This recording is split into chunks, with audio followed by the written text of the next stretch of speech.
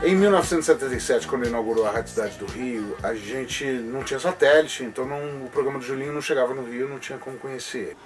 Mas quando eu fui para São Paulo em 1979, no início, para assumir a Rede Transamérica, que era toda uma máquina, era toda gravada, não tinha locução ao vivo, lógico, né? Mas o Julinho já estava na Jovem Pan e a gente, sábado à noite, só dava o Julinho, era impressionante. Naquele quadrilátero ali entre Augusta, Europa, Paulista, os carros passavam com som altíssimo e from the Big Apple Show, e o Julinho mandando ver as músicas, a dinâmica, e aquilo me deixou de queixo caído, porque era aquilo que eu intencionava quando eu vim dos Estados Unidos e que eu queria trazer um estilo de locução aqui para o Brasil. Eu descobri que, pelo menos, por exemplo, em São Paulo, esse tipo de locução que o Julinho faz, ele é mais aceito, porque o paulista já tem uma certa simpatia por tudo que tem nos Estados Unidos, né? O paulista parece a Park Avenue. Mas no Rio a coisa era um pouco diferente. Então a locução da Rádio Cidade do Rio era uma locução mais jocosa, mais brincalhona, não tinha compromisso com a dinâmica, com o timing da coisa, embora eu insistisse muito no timing com os locutores de lá. Mas enfim, era um tipo de locução diferente, era como WABC, que o próprio Julinho citou, a 77 lá de New York. Era esse tipo de locução que era mais a locução da Rádio Cidade, enquanto o Julinho era uma coisa bem mais dinâmica, bem mais WKTU, mais, enfim, o que a Pool veio a se tornar depois. Em 78 nós morávamos no East Side de Nova York, na 56 com a segunda, num prédio de esquina. E uma vez foi legal, porque eu estava chegando com um bolo de discos debaixo do braço, entrei no elevador e tinha esse cara, um cara pequenininho, tal, que eu nunca tinha visto. E começamos a conversar, ele puxou a conversa comigo, ele falou, poxa, você gosta de música, você trabalha com isso? Eu estava carregado. Falei, sim, eu gravo um programa para o Brasil, falando inglês com ele, meio quebrado aí. E ele falou, você conhece o Estúdio 54? Eu falei, lógico, eu conheço. Conheço o Estúdio 54.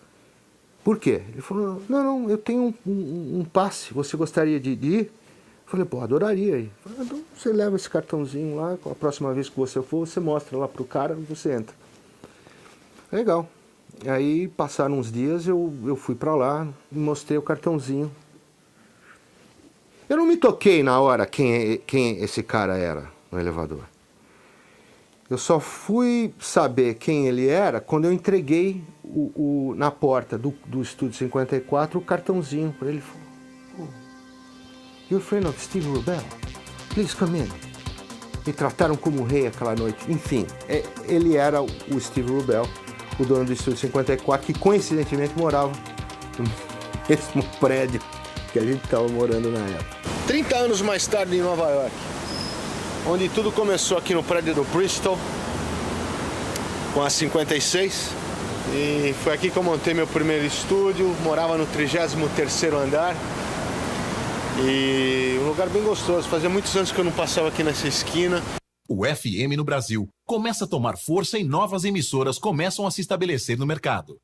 A gente inaugurou a Rádio Cidade de São Paulo, com locução ao vivo, a PAN insistiu em não manter, não adotar a locução ao vivo, né? E a Rádio Cidade foi conquistando os ouvintes pelas beiradas, levou 8 meses, e a Jovem Pan dançou nessa história, e a gente era uma operação pequena contra um gigante, uma tradição de São Paulo, que era a PAN, e a gente conseguiu ficar em primeiro lugar durante 3 anos. Eu tenho certeza que se o Tutinha tivesse convidado o Julinho para dar uma resposta à altura do que a Rádio Cidade estava fazendo em São Paulo em 1980, teria sido uma boa briga. E nesse mesmo ano, o Big Apple Show é sondado por uma das rádios que despontavam no momento. O programa já estava com grande sucesso no Brasil e a Transamérica me chamou para trabalhar. Transamérica! Eu não recusei porque era uma grande oportunidade para mim sair do AM e ir para o FM, para uma qualidade de som melhor, para um alcance, inclusive, maior em rede já para o Brasil. Atenção, emissoras da rede Transamérica. Em 5 segundos estará formada a maior rede FM da América Latina. Diretamente dos nossos estúdios em Nova York, via satélite, The Big Apple Show. Era uma rede de rádio por fita, né? A Transamérica era coisa de fita, as fitas iam viajando pelo Brasil inteiro e o programa dele era transmitido toda sexta-feira, 11 da noite em todo o Brasil, uma coisa muito inovadora para a época. O pique, a maneira de desfalar o ritmo, né? Que foi uma coisa que me chamou a atenção, que eu achei muito bacana. Além de toda a produção de vinhetas, de ser uma coisa rápida, a locução dele me chamou muita atenção. Alô, Brasil, boa noite, ouvintes de mais uma conexão direta ao Brasil, Estados Unidos, do Big Apple Show. Welcome aboard, it's Friday night. E o programa The Big Apple Show entra na Antena 1, em 81 para 82. E na época o Arnaldo Sacomani, que era o diretor artístico da rádio, me chamou, querendo um pouco mais de audiência para a rádio dele, fez uma promoção grande comigo lá. Vários apresentadores de TV, de FM, enfim, fazem o seu trabalho e passam. Pouquíssimos fazem escola, né? Como é o caso do Julinho. Antena 1947 já está aqui preparada no ponto. Ele foi o primeiro apresentador de FM que fez a ligação da noite com a rádio, né? Quer dizer, o que tocava na noite de Nova York, na noite de São Paulo, na noite de Los Angeles, tocava também nas rádios em que ele trabalhava.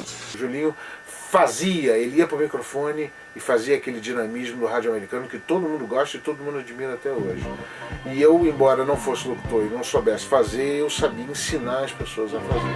Foi quando eu entrei no ar, eu precisava de alguma referência, porque eu não fazia locução normalmente, eu era produtor de programa, era DJ minha vida inteira, então assim, todas as referências baixaram na minha cabeça.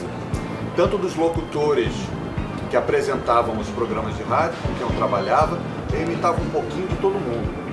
Só que o formato de DJ em rádio apresentando programa que veio à minha cabeça foi do Julinho Mazei, que apresentava um programa na Antena 1, que morava em Nova York, vendia programas para o Brasil, e acabaram esses programas na Antena 1 que eu tinha ouvido na década de 80, no começo da década de 80. E o Julinho tinha um formato perfeito, e foi a linha que eu comecei a seguir naquela época. Eu não tinha base nenhuma para poder estar fazendo aquele programa, era apenas um fim de semana. Então o que me veio na cabeça foi imitar alguém. Só que na hora me baixou o Julinho Mazei. Não toque no seu rádio. São 10h41 no Rio de Janeiro e essa é a festa. E aí esse formato Julinho já estava completamente assumido, assim. Algumas frases, coisa de falar inglês no meio do programa, isso existiu o tempo inteiro. Após 4 anos em Nova York, Julinho parte em busca de um novo desafio e um antigo sonho. Trabalhar numa emissora de rádio nos Estados Unidos. 10 minutes after 4 o'clock, time to bring you Paco's Super Mix. So sit down or whatever you're doing, just relax and listen to Paco's Super Mix. O Paco, na época, tinha uma audiência mais ou menos de uns 15 milhões de ouvintes. A época do boombox, pessoal no subway com boombox, pessoal na Quinta Avenida com boombox, ecoava pela cidade, a WKT. O Paco Super Mix era um programa de meia hora dentro do próprio programa dele, à tarde. Então entrava das 4 às 4h30, Paco Super Mix. A oportunidade de ir para a Rádio KTU foi uma grande conquista, porque foi a oportunidade que eu tive de entrar para uma rádio americana, uma rádio de ponta, num mercado de ponta. E o Paco começou a fazer uma série de programas relacionados com DJs, de remixagem, e eu resolvi preparar uma fita. E umas mixagens que eu tinha feito, eu levei para ele.